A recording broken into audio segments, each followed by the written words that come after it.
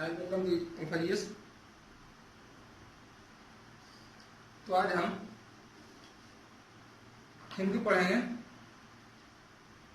हिंदी व्याकरण। तो शुरुआत करते हैं। हिंदी व्याकरण किसको कहते हैं? हिंदी व्याकरण कहते हैं जिससे शुद्ध शुद्ध पढ़ना, लिखना तथा बोलना आ जाए, उसे क्या कहते हैं? हिंदी व्याकरण कहते हैं। तो हिंदी व्याकरण का जो प्रथम पद होता है, प्रथम सीढ़ी होता है, पहला सीढ़ी होता है, वो होता है वर्ण। क्या होता है? वर्ण। ठीक है, वर्ण। जैसे अंग्रेजी में पढ़ते हैं अपन, अंग्रेजी पढ़ते हैं वोवेल, कॉन्सोनेंट, लेटर्स जो होता है, उसी तरह से हिंदी में भी, हिंदी व्याकरण में वर्ण होता है, वर्णमाला। इसको कहते हैं वर्णमाला। वर्णमाला में वर्णों की संख्या जो होता है 52 होता है। वर्णमाला में वर्णों की संख्या 52 में, जिसमें 11 स्वर होता है और 41 व्यंजन होता है। जिस स्वर को कहते हैं वोवेल, 41 कॉन्सोनेंट। ठीक है, 11 वोवेल और 41 कॉन्सोनेंट होता है। ठीक है, यानी 11 स्वर और 41 व्यंजन होता है।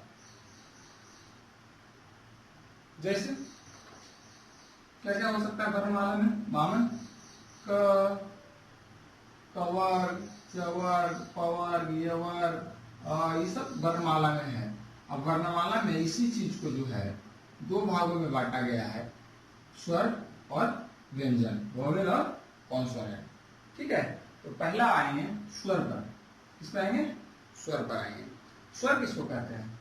स्वर कहते हैं जिन ध्वनियों के उच्चारण में हवा बिना किसी रुकावट के निकलती है, या जिन ध्वनियों के उच्चारण में हवा जो है बिना किसी रुकावट के निकलता है, उसे स्वर कहते हैं। या स्वर उसको कहते हैं जिसका खंड या टुकड़ा न किया जा सके, इसको कहते हैं स्वर। किसको कहते हैं? जिसका जो है खंड या टुकड़ा न किया जाए, या दूसरा परिभाषा कहेंगे तो उसके उच्चारण में हवा बिना किसी रुकावट के निकलती है, उसे क्या कहते हैं? स्वर कहते हैं। जैसे अ, आ, ई, उ, ए, ओ, अन, अह और री। ठीक है, अनुनासिक है। और री क्या है? री का शुरुआत जो होता है स्वर से और अंत व्यंजन से होता है। तो हो गया 1, 2, 3, 4, 5, 6, 7, 8, 9, 10 और री 11।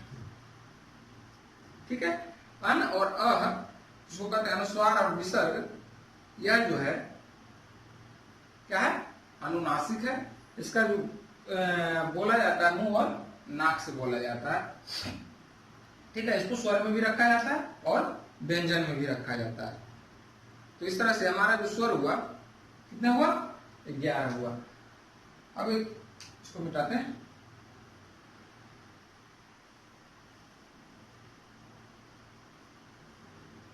स्वर, स्वर की संख्या कितनी थी? 11। स्वर की संख्या 11। अब स्वर को जो है कैसे पहचानेंगे? स्वर का जो है बोलने के आधार पर पहचानेंगे कि स्वर कैसे है।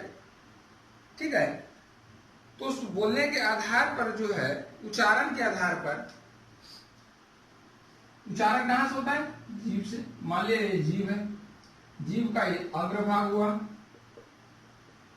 ये हो गया पश्च भाग, पीछे का भाग, ये हो गया दायां भाग, ये हो गया बायां भाग, और क्या बोलते हैं इसको? मध्य भाग बोलते हैं। अगर स्वाद में भी जाए साइंस में, तो जीभ के चारों तरफ रहेगा, बीच में मध्य भाग होता है जिसको कहते हैं न्यूट्रल यानी उदासीन कहते हैं। उदासीन भाग जो होता है जीवा के मध्य भाग में होता है, उदासीन भाग होता है। ठीक है, तो उसी से हम जाएंगे अब स्वर पर। स्वर का जो उच्चारण होता है जीवा के पश्च भाग से, जीवा के पीछे का भाग से, जीवा के पीछे के भाग से जिसका उच्चारण होता है उसको कहते हैं पश्च स्वर। पश्च स्वर यानी कह सकते हैं जिस स्वर का उच्चारण जीवा के यानी जीव के पीछे से, पीछे का भाग से हो, जीव के पीछे का भाग से हो, उसे क्या कहा जाता है? पश्च स्वर। पश्च स्वर में क्या क्या आता है? अ, आ, ऊ, ओ और ओ। ये हुआ जीवा के पंच भाग से यानी पीछे का भाग से क्या होता है? उच्चारण होता है, उसे क्या कहते हैं? पश्च स्वर। उसको अंग्रेजी में कहा जाता है रियर वोवेल। Rear vowel. ठीक है, अब आता है जिह्वा के, जिसका उच्चारण जिह्वा के अग्र भाग से होता है, उसे कहते हैं अग्र स्वर। वोवेल, जिसका उच्चारण जिह्वा के अग्र भाग से होता है,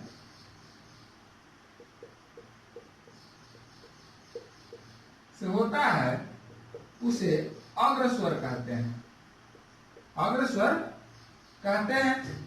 अग्र स्वर में कौन कौन सा आता है? हर्ष ई, दीर्घ ई, ए और ऐ। ये हमारा क्या हो गया? अग्र स्वर हो गया। ठीक है, ये ठीक है, इसको कहा जाता है फ्रंट वोवेल। इसको नोट करें।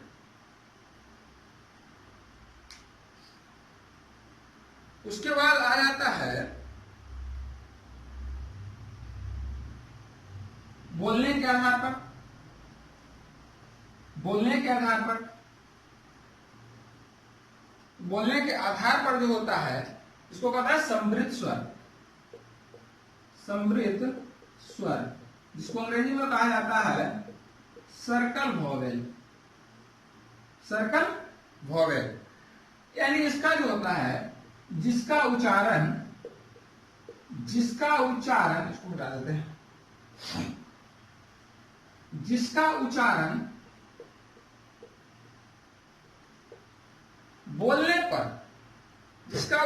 बोलने पर ओठ को गोल किया जाए।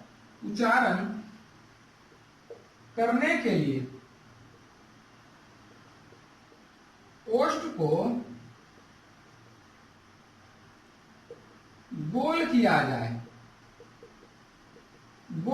जाए, उसे क्या कहते हैं?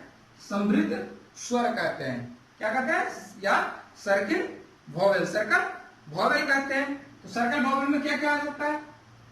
ऊ, ओ, गोल हो रहा है, ओ,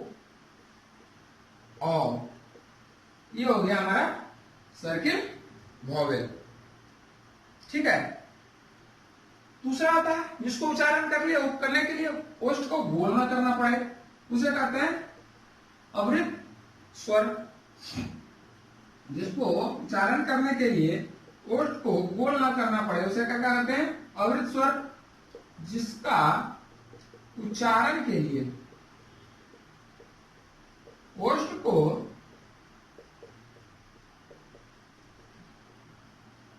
गोल ना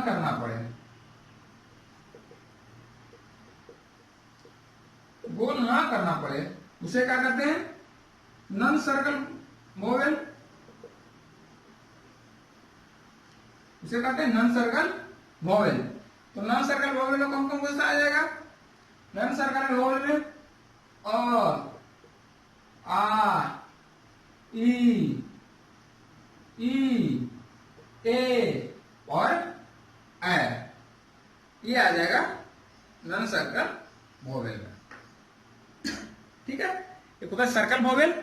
नॉन सर्कल वोवेल, ठीक है। जिसको गोल करना है, जिसको बोलने के लिए ओठ को गोल न करना पड़े उसे सर्कल वोवेल, जिसको बोलने के लिए ओठ को गोल ना करना पड़े नॉन सर्कल वोवेल, ठीक है। उसके बाद आता है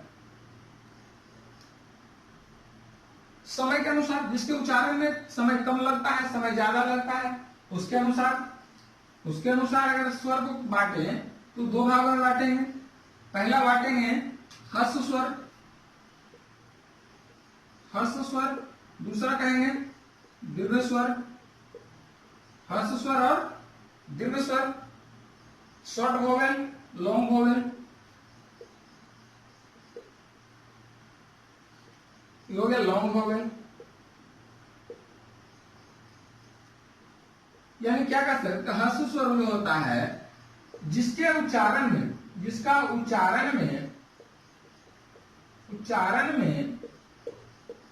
कम समय लगता है, उसे क्या कहा जाता है, हर्ष स्वर कहा जाता है। जैसे अ, हर्ष ई, हर्ष उ, उसको बोलने में कम समय लगता है। या री जो है हमारा हर्ष स्वर के अंतर्गत आता है। री क्या आता है, हर्ष स्वर के अंतर्गत आता है, ठीक है। दीर्घ स्वर में आ समय ज्यादा लग रहा है, दीर्घ ई, दीर्घ उ, ए, ऐ, ओ और औ, ये जो आता है दीर्घ स्वर के अंतर्गत में आता है, यानी जो कहता है लॉन्ग वोवेल होता है, लॉन्ग वोवेल के अंतर्गत आता है। ये हमारा हो गया स्वर का प्रकार। इस आधार पर जो है स्वर को क्या कहा जाएगा और स्वर का जो है कौन कौन से भाग में होगा, ये हमारा उसका स्वर का हो गया। अब स्वर में जो है हम अभी तीन चीज पढ़े थे, स्वर में हम तीन चीज पढ़े थे। पहला री, दूसरा अनुस्वार या अन, विसर्ग या अ, ठीक है, ये पढ़े थे। तो पहला री पर देखते हैं। री किसको कहते हैं या री है क्या चीज, री जो है क्या चीज है, तो इसको कहेंगे यह जो होता है लेखन की दृष्टि से, अगर इसको कहा जाए तो यह जो होता है लेखन की दृष्टि, यानी लिखने की दृष्टि से जो होता है, लेखन की दृष्टि से यह स्वर होता है। लेखन की दृष्टि से यह स्वर होता है, जबकि अगर उच्चारण की दृष्टि से देखा जाए, उच्चारण की दृष्टि से यह व्यंजन वर्ण है। ये क्या है, व्यंजन वर्ण है। उच्चारण अगर लिखते हैं, लेखन की दृष्टिकोण से अगर देखा जाए तो ये क्या हुआ, क्या स्वर होगा, जबकि अगर उच्चारण की दृष्टिकोण से देखा जाए तो यह क्या होगा, व्यंजन होगा। यह क्या होगा, व्यंजन होगा। लेखन की दृष्टि से यह स्वर होगा और यह क्या होगा, उच्चारण की दृष्टि यानी बोलने की दृष्टि से यह व्यंजन होगा। काफी इंपॉर्टेंट है, काफी महत्वपूर्ण है, यह एग्जाम पूछा जाता है, ठीक है। क्योंकि इसका जो है अगर कहे कि भाई लेखन की दृष्टि से यह स्वर कैसे है, लेखन की दृष्टि से यह स्वर इसलिए है, इसका जो मात्रा चिन्ह प्रयोग किया जाता है री का, इस तरह से त्रि लिखा जाता है, त्रि, तृप्ति, ये री है। ये क्या है, स्वर है। इसका लेखन चिन्ह क्या है,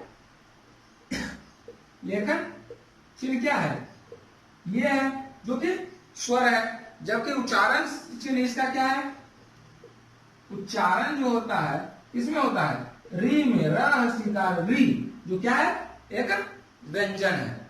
तो इस तरह से कहेंगे कि लेखन की दृष्टि से यह स्वर है और उच्चारण की दृष्टि से यह व्यंजन है। यह क्या है, व्यंजन है। ये हमारा री का रूप हो गया। ठीक है, उसके बाद आते हैं अनुस्वार पे, बताते हैं। इसके बाद जो है हम अनुस्वार पे आते हैं। अनुस्वार,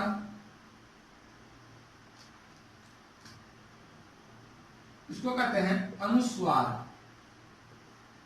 अनुस्वार, अनुस्वार या अन के रूप में भी इसको जानते हैं, अनुस्वार। इसका जो होता है यह अनुनासिक वर्ण है। यह जो है अनुनासिक वर्ण है अन, जिसका उच्चारण जो है नाक और मुंह दोनों से होता है।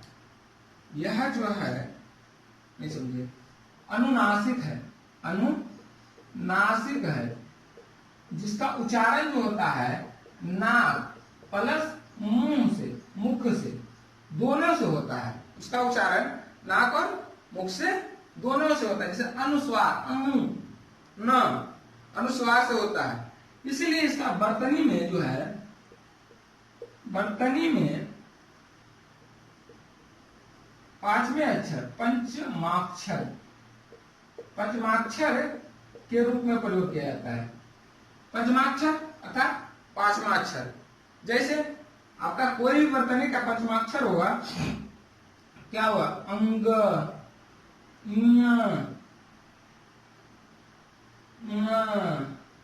न, म, ये क्या है? पंचमाक्षर है। इसका जो वर्तनी का पांचमाक्षर होगा, कोई भी वर्तनी का, चाहे कवर्ग हो, चवर्ग हो, टवर्ग हो, तवर्ग हो या पवर्ग हो, तो इसका क्या होगा? पंचमाक्षर अनुनासिक होगा, उसमें अनुस्वार का प्रयोग किया जाएगा। अगर इसका जो है मूल रूप से देखा जाए तो कैसे लिखेंगे अनुस्वार का प्रयोग? कंचन, टंकन, गंगा, भयंकर, लंबा, संयम आदि जो है क्या होगा? अनुस्वार के रूप में प्रयोग होगा। ठीक है,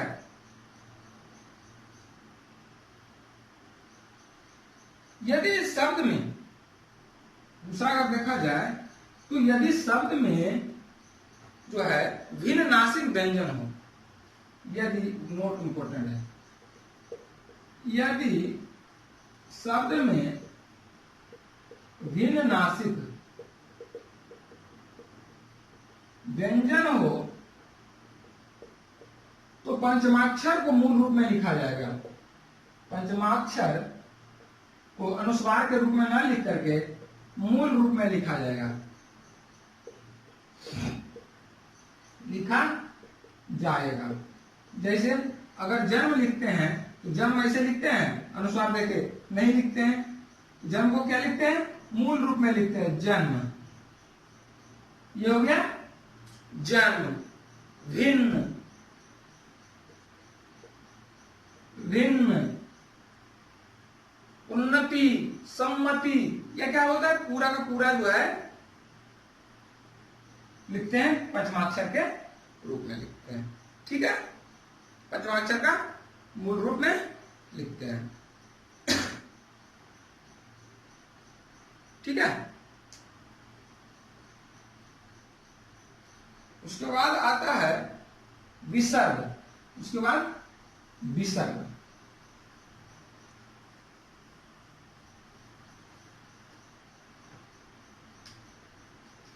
उसको कहते हैं विसर्ग। यानी मैथ का जो होता है अनुपात का बिंदु को विसर्ग कहा जाता है। विसर्ग, विसर्ग, इसका जो उच्चारण होता है ह के समान होता है। विसर्ग का उच्चारण, विसर्ग का उच्चारण ह के समान होता है, ह के समान होता है, ह के समान होता है। जैसे अतः, अतः, अतः, प्रायः, अतः, प्रायः, दुख। ठीक है, ये क्या होता है? अनुस्वार के क्या होता है? ह के रूप में प्रयोग किया जाता है। ठीक है, इसीलिए हिंदी वर्णमाला में अनुस्वार तथा विसर्ग को अयोगवाह के रूप में जाना गया है। अयोगवाह के रूप में जाना गया है। नोट करिए, बहुत इंपॉर्टेंट है। क्वेश्चन रहेगा हिंदी वर्णमाला में अनुस्वार तथा विसर्ग को किस रूप में जाना गया है, तो आंसर आएगा अयोगवाह के रूप में जाना गया है। या क्वेश्चन रहेगा हिंदी वर्णमाला में क्या बोलता है, अयोगवाह के रूप में दो वर्ण कौन कौन से हैं, तो अनुस्वार और विसर्ग। ठीक है, ये हमारा स्वर था, यानी स्वर जो है समाप्त हो गया। अब आएंगे व्यंजन पर, तो व्यंजन की संख्या कितनी होगी, 41 है। अभी बताए थे व्यंजन की संख्या 41।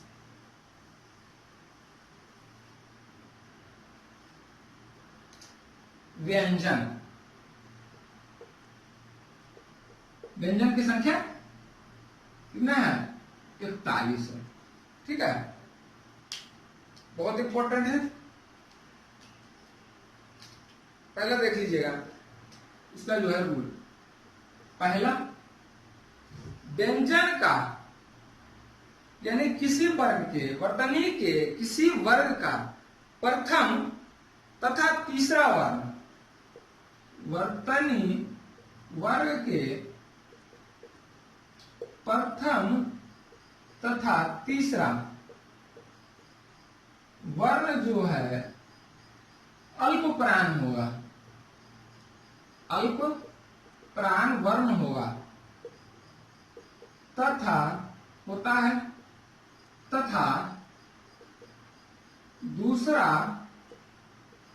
और चौथा वर्ण जो होता है महाप्राण होता है, महाप्राण वर्ण होता है। पांचवा तो बताए थे इसके पहले स्वर में ही, पांचवा वर्ण जो होता है अनुनासिक होता है। ठीक है, नंबर 2 में देखिएगा कि पहला तथा दूसरा वर्ण, प्रथम वर्तनी के प्रथम तथा दूसरा वर्ण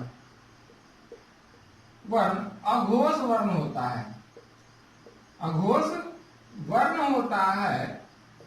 तथा तीसरा एवं चौथा वर्ण सघोष वर्ण होता है, सघोष वर्ण होता है।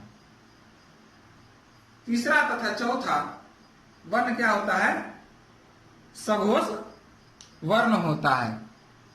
ठीक है, अघोष और सघोष।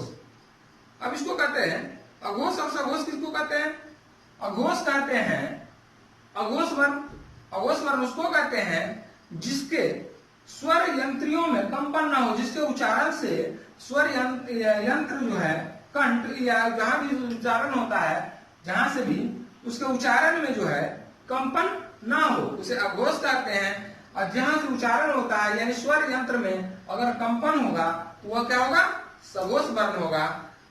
उसी तरह से अल्प प्राण कहते हैं जिसके उच्चारण में श्वास की वायु की मात्रा कम लगेगा, उसे अल्प प्राण कहेंगे। जिसमें श्वास के वायु की मात्रा ज्यादा लगेगा उसे महाप्राण वर्ण के नाम से जानेंगे। ठीक है, इसको मिलाएं। अब उसके बाद आगे लिखते हैं।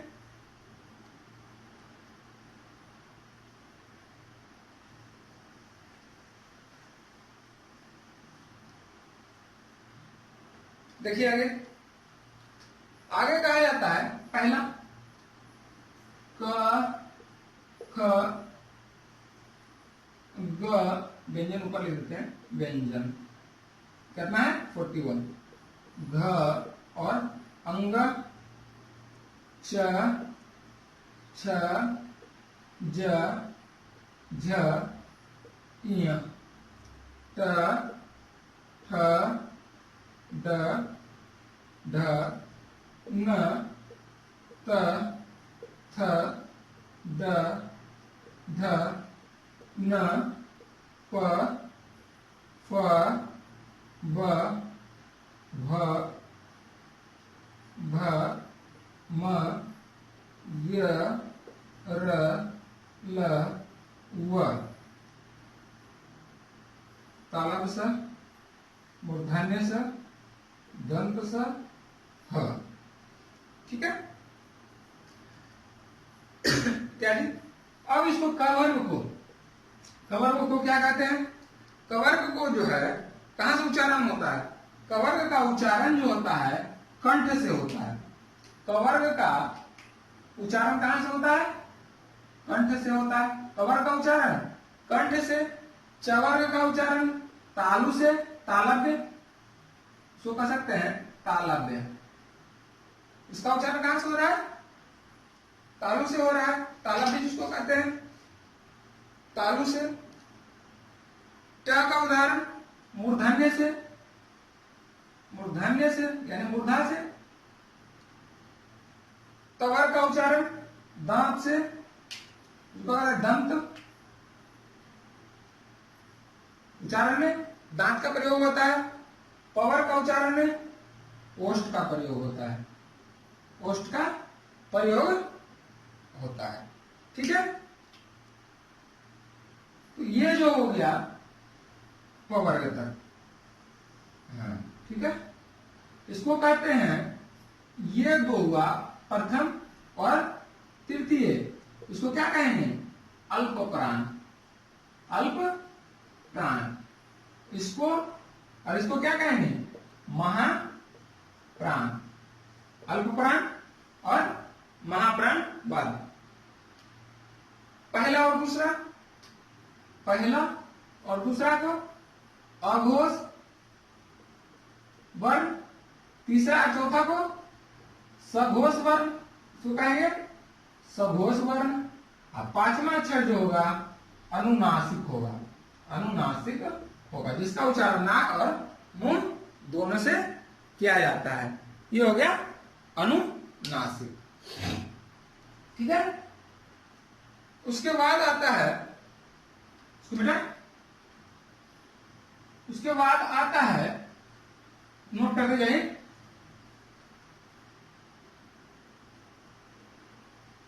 यरलव।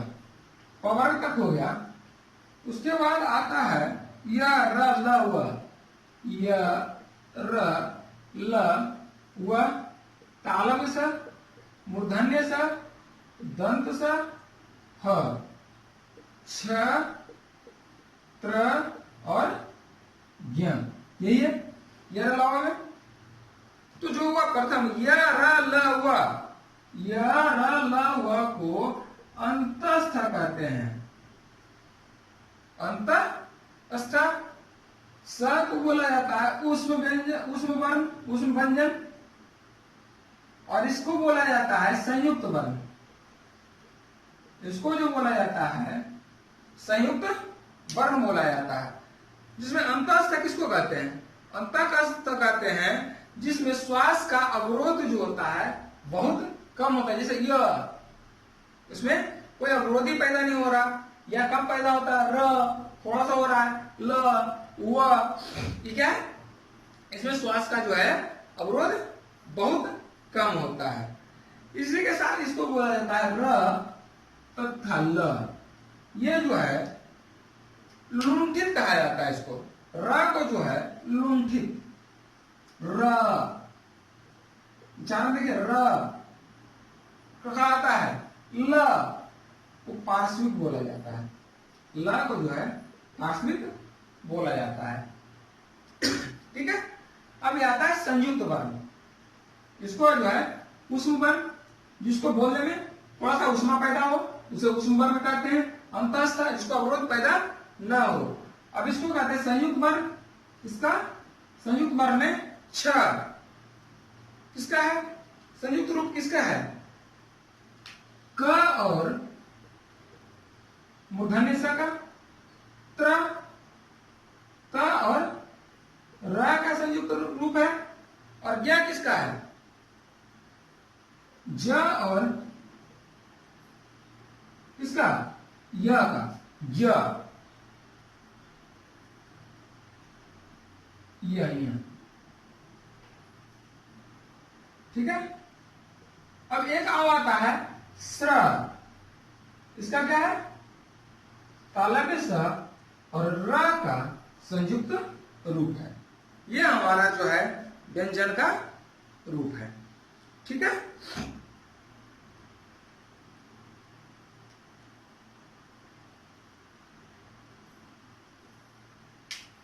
कोई दिक्कत?